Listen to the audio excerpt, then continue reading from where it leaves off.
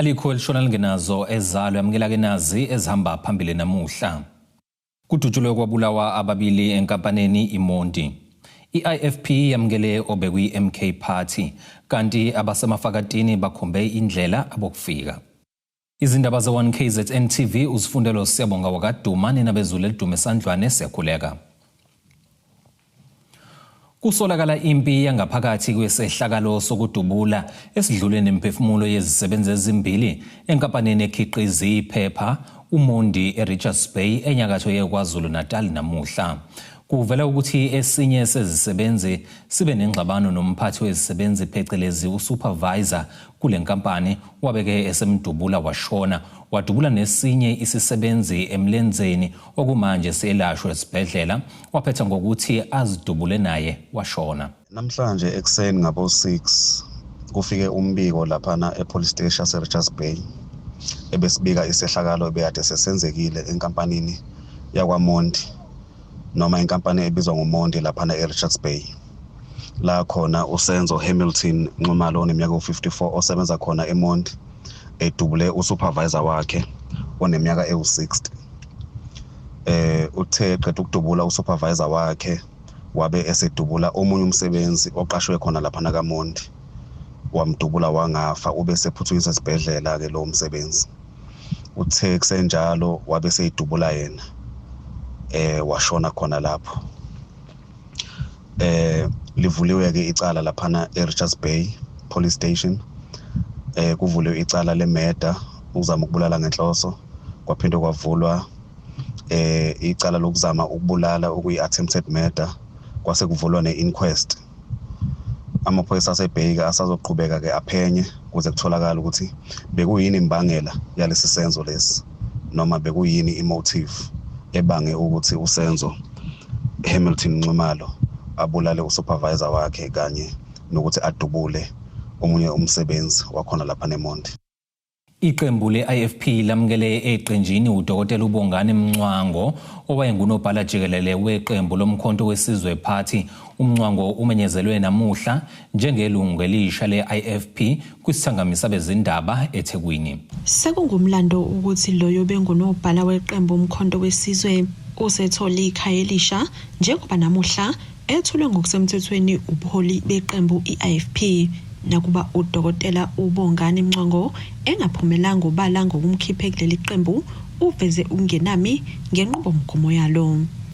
Ngibuke ukuthi inhlangano esimkantshubomvu uma ubheka kumlando ngoba ke kulonyaka nje besihlanganisa iminyaka yama-51 okwesibili kwasuba ke ukuvuthwa kobuholi, ukukhula kobuholi. Kubalekile ukuthi uma ungena emuthweni noma kwinhlangano ubheka ukuthi abantu ozobusebenza nabo nabaholi bavuthwe kangakanani. Uma ungena embuthweni noma kwi-organization ngevision oyithengiselwe wakholelwa kuyona, uyaye u-expect ukuthi ke ubuholi kungaphakathi buzohamba ngalo vision. Uma kodwa kukhona ke ukungaboni ngasolinye nevision idlwenguleka, uzobeka nje kanjalo, kuyakufuneka ukuthi nawe uzanelise ukuthi cha uyaqhubeka nokuyidlwengula ivision ye-founder noma uyajabula ukuthi uvalelise uye la ozoba khona ukuthokomala. Kuzokhumuleka ukuthi uMncwango ngenyanga edlule wehliswe esikhundleni abesiqhoqhobele sokuba unobhala we-MK kwafaka oyilungu lePhalamende lakuleli uSibonelo Nomvalo. Amukela uMncwango uhlabisa uthe banethemba lokuthi ke amava akhe azobalekelela njengoba usuqalile umqiqo wokulungiselela ukhetho lohulumeni basekhaya. Njengoba sesisemqiqweni wokulungiselela ukhetho lohulumeni basekhaya, amava afika nawo azosenza sibe sezingeni elihle kakhulu ukuba abantu beqhubeke njalo ngokusethemba. I-IFP ithi ke isabheke ukwamukela nabanye.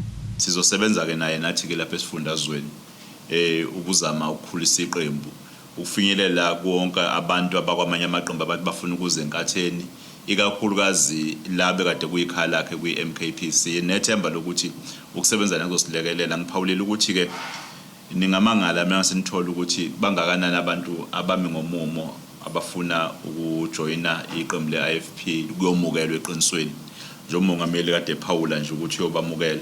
Ezindabeni ze-1 KZN TV kubika uNtomkhona Mvubu ngesethekwini. Amalungu omphakathi wasemafakatini eMgungundlovu maphakathi nesifundazwe athi azoqhubeka nomkhankaso wokuxosha bokufika kuleli abanezitolo endaweni. Lo mphakathi uthi izitolo kumele zengamelwe abantu bakuleli kuphela. Amaphoyisa abeqaphileke ngenkathi abanikazi bezitolo benikwa umnqamulajuqu wezinsuku ezisikhombisa.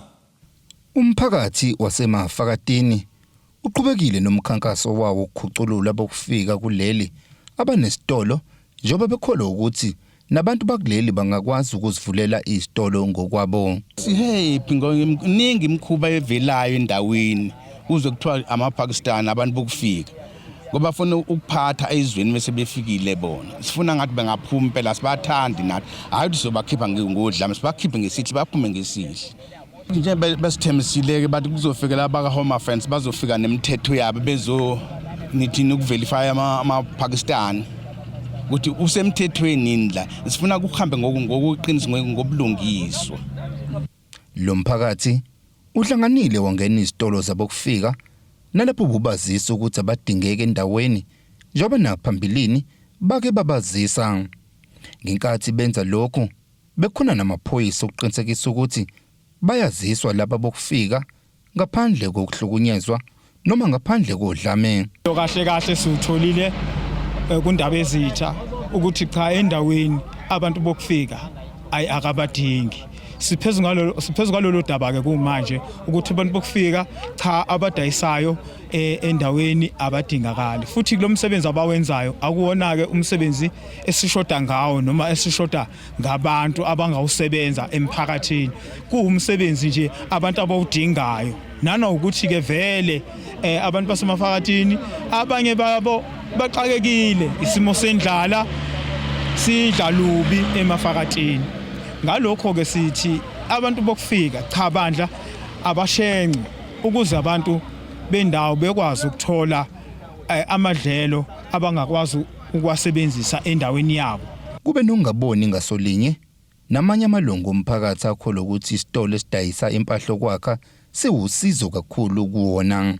Ke ababona ukuthi abahlale ngisibona ngathi badidekile nje engqondweni badidiswe kakhulu ngokuthi phela vele babona sengathi kona kuhle ukuthi bebe khona labantu bokufika kanti cha indlela nje ukuthi banikwe lelo gunya lelilodwa nje lincane abazolidla manje liphele ngakusasa lobe lingasekho leli gunya kube sekuthiwa bona abaphume futhi ngoba nangamanje bayasatshiswa labantu bona ababaqashisile abantu bokufika basatshiswa yilabantu abaqashile ukuthi bazobabulala. Lamalungu omphakathi abehambela zonke izitolo kwezinye abefika sivaliwe nokukhombisa ukuthi abanikazi besitolo bese benolwazi ukuthi bayeza.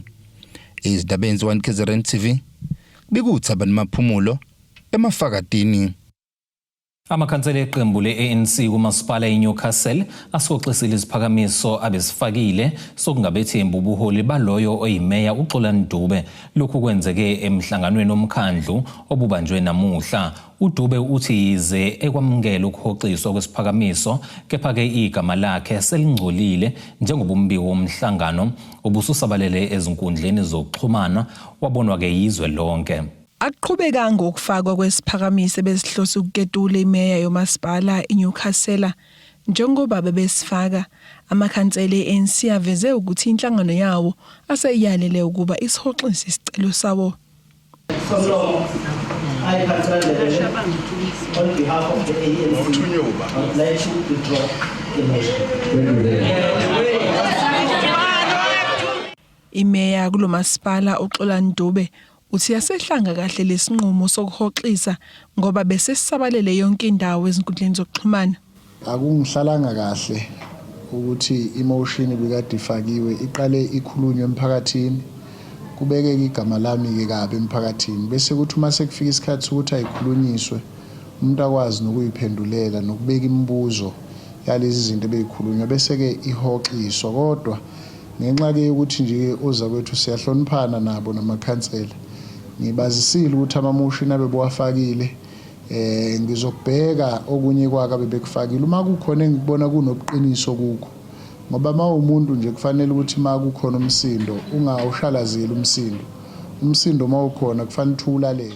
Usomlomo kulomasipala uthi lesiphakamiso besifaka izinsolo zokungasetshenziswa kwemali yomkhandlu.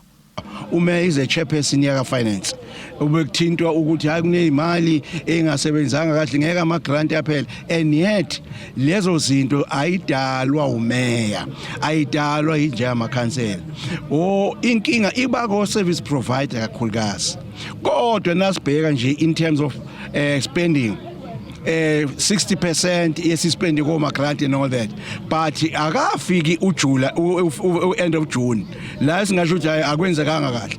uDube uthi kuhle abantu banikezwe ithuba lokubeka izikhalo zabo.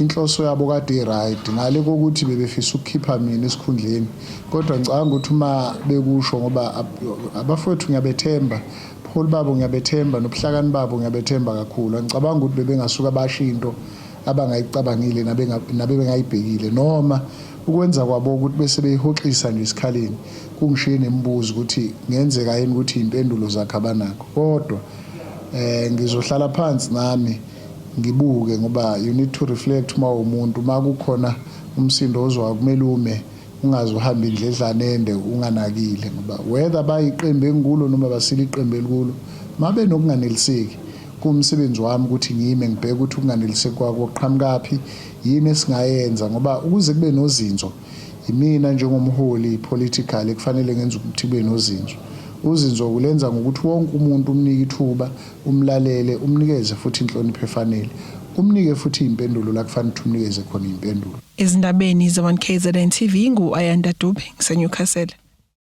Ake sihlabena nali ikhefu sihlangabeze futhi nezinye masibuya.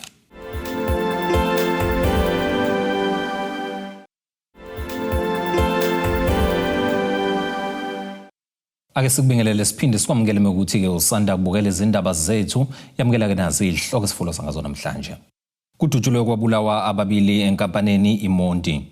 IFP yamukele obekwi MK Party kanti abasemafakatini bakhombe indlela abokufika. Othisha abangaqashiwe abasuka ezindaweni ezahlukene esifundazweni KwaZulu-Natal babambe imashi enkabeni yedolobha eMgungundlovu bebheke emahhovisi omnyango wezemfundo ukuyothula uhlu lwabo lwezikhalo phakathi kwezinto abakhala ngazo amathuba omsebenzi kanye nokuqashwa ke ngenkohlakalo okuqhubekayo kwezinye izindawo.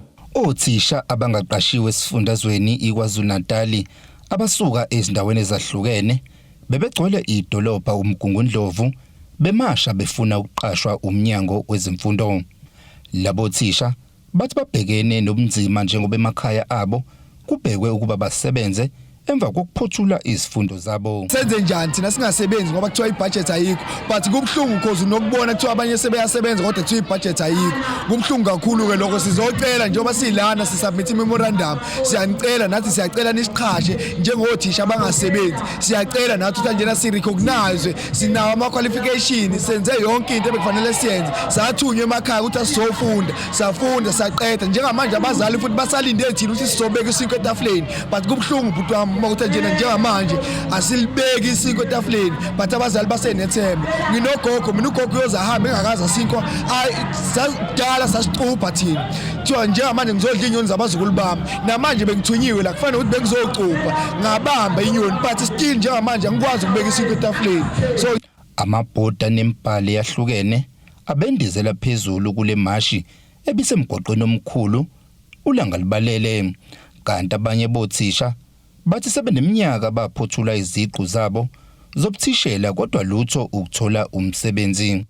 Othisha abangabona eSouth Africa ukuthi basiphumele ezikoleni ngoba ibona bavale ezinye izikhala ezinye izikole bengeke ngibambe kuza amatohwanyana ama SGB post kukhona ingane ezo50 emaklasini agcwele amaklasi kodwa kuthiwa ama post awekho ama EAs mina ngaqeda ngina 27 years ukufunda eVarsity but namhlanje I'm turning 37 years ama EAs amthatha umuntu ongaphansi ongaphezulu kwa 36 years angisaqualify ama EAs nawo ayasibangela inkinga enkulu ama EAs kubuhlungu ukuthi ufunde ekugcineni ukufunda kuphelelezeni njengoba silashiswa yilanga njena sizozincenga sizozikhalela ukuthi nathi saya esikoleni kwathiwa imfundo leso siphumelelisa kodwa namhlanje imfundo wathi sisiqalekiso njengangibala iminyaka isiyami iminyaka iwu9 from 2017 ngiqedile ukufunda nginezingane nginomndeni kubuhlungu ubona umndeni wami uhluphekile ngenxa ukuthi angikwazi ukuthola umsebenzi ekubeni ngibe ngifundile ngiqualified ayikuthi angiqualify inkohlakalo yokugwaziswa nothisha bangaphandle bathi akuphele kulesifundazwe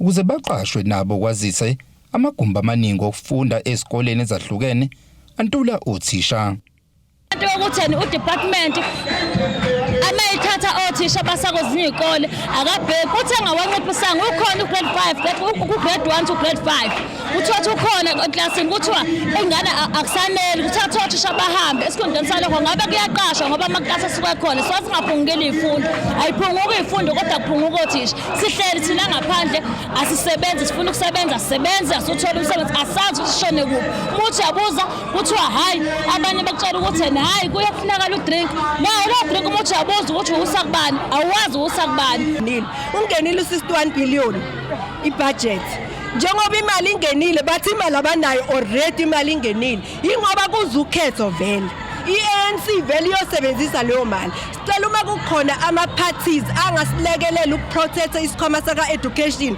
ukuze sizokwazi ukuqasheka ukhulumela umnyango wezemfundo osifundazweni kwaZulu-Natal uMuzi Mahlambi ubhalelwe imibuzo kuba Phawule ngalolu daba kodwa akazange abuyele kuyithimba kwaze kwashaya isikhathi sokuya emoyeni izindabeni ze1KZN TV bikuthabani maphumulo eMgungundlovu. Umasipala uMhlathuze uthi usuhlele umhlangano ophuthumayo ozoba nawo ngoLwesine nabahleli bomcimbi uMhlathuze Sunset Festival ngemizamo yokuxazulula inkinga yokungakhokhelwa kwamaciko ayenandisa emcimbini wokuphela konyaka uMhlathuze Sunset Festival ngomhla ka31 kuDisemba ngonyaka u2025. Okhulumela uMasipala uMhlathuze uSimphiwe Makhanya uthi inhloso yalomhlangano ukwenza isiqiniseko sokuthi amaciko agcina ekhokhelwe izimali zawo. Umasipala uMhlathuze uthi usubiza umhlangano ophuthumayo nabahleli bomcimbi uMhlathuze Sunset Festival owabo ngomhla ka31 kuZibandlela 2025 kanye nomhla ka1 kuMasingana 2026 ukuxazulula udaba lwezimali oluholela ekutheni kuze kushayeke inyanga yesine engakhokhelwa kwamaciko ayinandisa kulomcimbi. Okhulumela uMasipala uMhlathuze uSimphiwe Makhanya uthi lesisenzo sidweba isithombe esimbi ngomasipala. Umkhandlu uMasipala wazama ngakho konke okusemandleni ukuqinisekisa ukuthi labo ababenikezwe lo msebenzi bayakuthola ukwesekwa okwenele nangosohlangothini lazezimali ukuthi bakwazi phela ukuthi bawusingathe ube impumelelo. Kepha ke ukuzwa ukuphawula kwama artists ukuthi kuze kube manje awakhokheliwe kuyinto esikhathaza kakhulu njengoMasipala. Lokho sekholele ekutheni ke umphathi ke waMasipala ucity manager athathe isinqumo socha kuyofanele ukuthi asonde leduze kuwona ama service providers ayiqashiwe ukuthi asingathe lo mcimbi.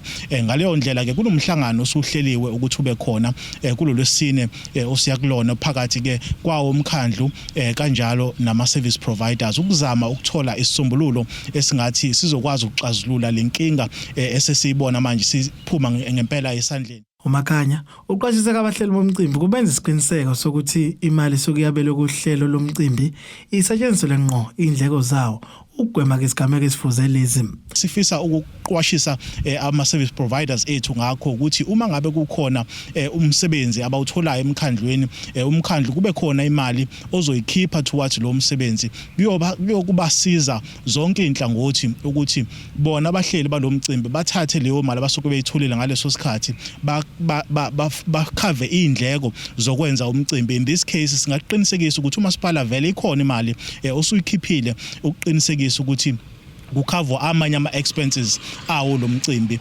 owenzeka.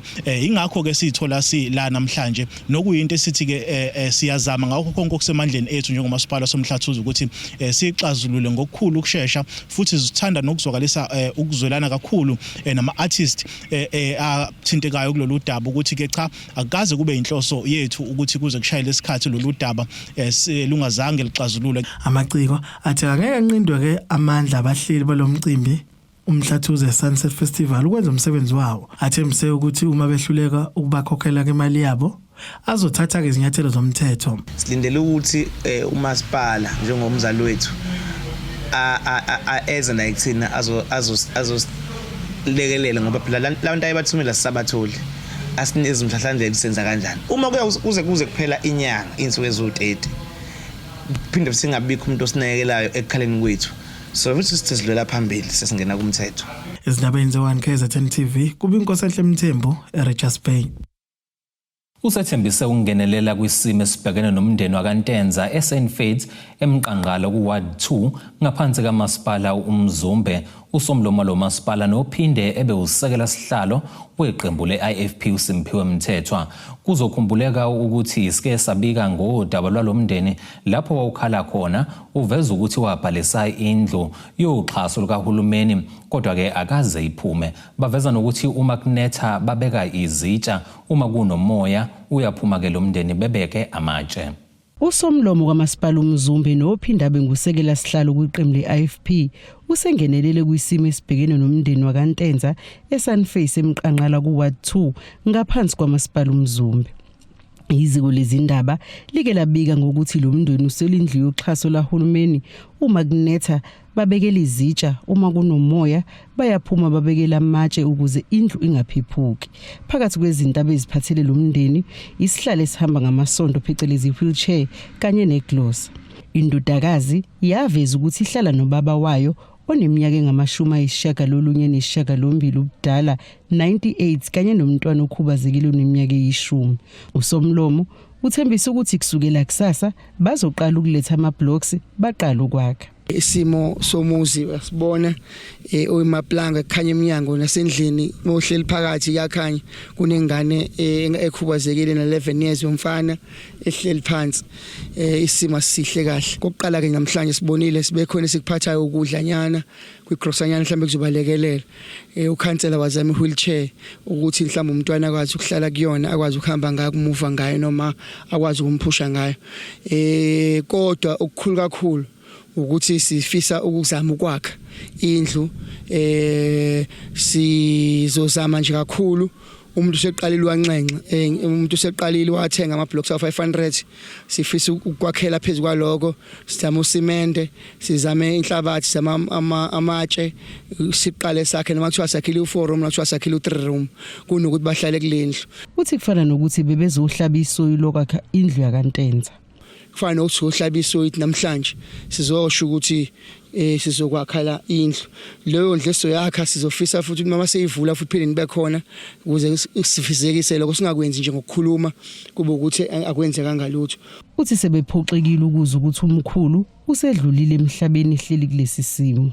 Sesiphoxeke kabi umkhulu wayekhona ade khona umkhulu nomama nengane umkhulu siyabona kunelibe ezantsi lapha ekuthothi a week ago nifike la washona umkhulu wazwafihlwa okubuhlungu ukuthi ufihlwa ke kulesimo sesifika thina after sefihliwe isimo esingasihle kahle uyabona ukuthi yadinga ungenelela ngoba makukhona umkhulu kusho nemali engenayo le ekhaya isinciphile futhi abakwazi kuyilekelela ngayo. Uthi bafisa ukuthi base bebanika indlu kube yindlu nefinish. Njengithunywa IFP ukuthi asenze lo msebenzi nakhona ke futhi nathi siyancenga makhona abafuna ukusiza sivulelekile abantu basazi ngoba nathi siyakha nje ngokuhlanganisa abantu bazolekelela nathi kodwa soqhubeka sibonze siya kanjani phambili kodwa yona indlu izophela nesimo somntwana kusona badinga ukuhlala endaweni ethanda ukuba ngcono nanembhede nje ngoba idinga ukuthi masiyakhiwe sikwazi ukufana nembhede proper nefinish ukuze bakwazi ukulala endaweni right. Ilunga lomndeni lithi kubuye ithemba ngokungenelela kwaSomlomo. Ngizizwa nginethemba namhlanje kade khona uSomlomo waseMzumbe noma umkhansela nginethemba ngibuyelwe ithemba njengoba ngishiyo ubaba kade engisupporta esupporta ngempesheni umgodla sowehlile sengizoqala ukuxakeka. Lo mbiko beniwethulelo zamando sicele wezindaba ze1 KZN TV ngiseSt Faiths. Ake sihlabena nalelinye ikhefu sihlangabeze futhi nengosi ezomnotho kanjalo nezomdlalo masibuya.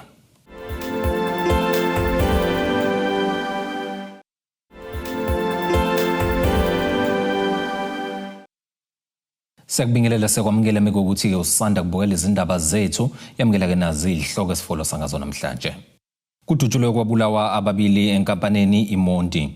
I-IFP yamukele obekwi MK Party kanti abasemafakatini bakhombe indlela abokufika. Kuleli qophelo singene sijule engosini yezomnotho. Irandi lakuleli li-16 rand 43 cent maliqhathaniswa nedola lasemelika libe u-22 rand 6 cent maliqhathaniswa nopondo waseBrithane liphinde libe u-19 rand 20 cent maliqhathaniswa ne-euro lase-Europe. Igolide ke lona lingu-$4,796 77 cents i-ounce kuthi olongahluziwe ubeke u-$109 27 cents umphongolo. Ake sikubhekele ngosini yezemidlalo.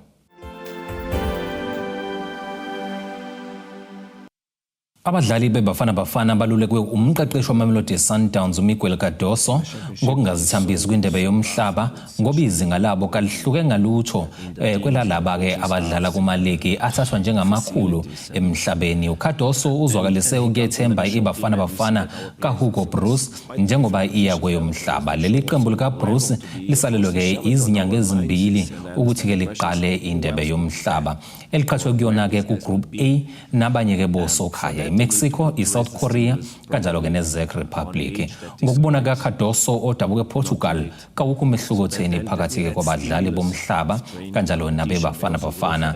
Njengoba ke iSundowns yacacisa ke lokhu kwiFIFA Club World Cup ngoJuni onyaka odlule eUnited States of America phecelezi eUSA. Uqisho kuBafana Bafana ngabadlali beSundowns uCardoso ke ukubona njengesikhali esimqoka sika Bruce ngoba ke leli iqembu laseKlokop selivele ke limfakela isithunzi ebholeni lomhlaba. Ake sikubhekelele nasi isimo sezulu esingalindeleka.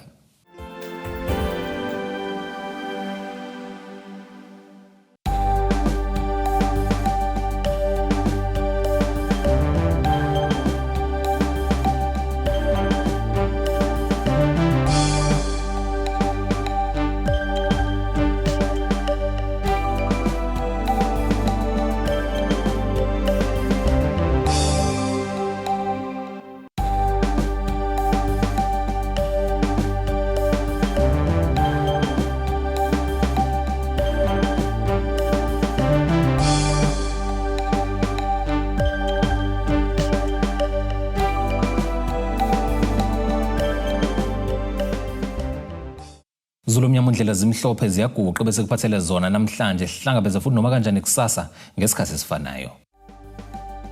Abethuli bethu bezindaba baxhaswe ithulis Bayview Bridal. Ungabashayela kulezi zinombolo ezivelile.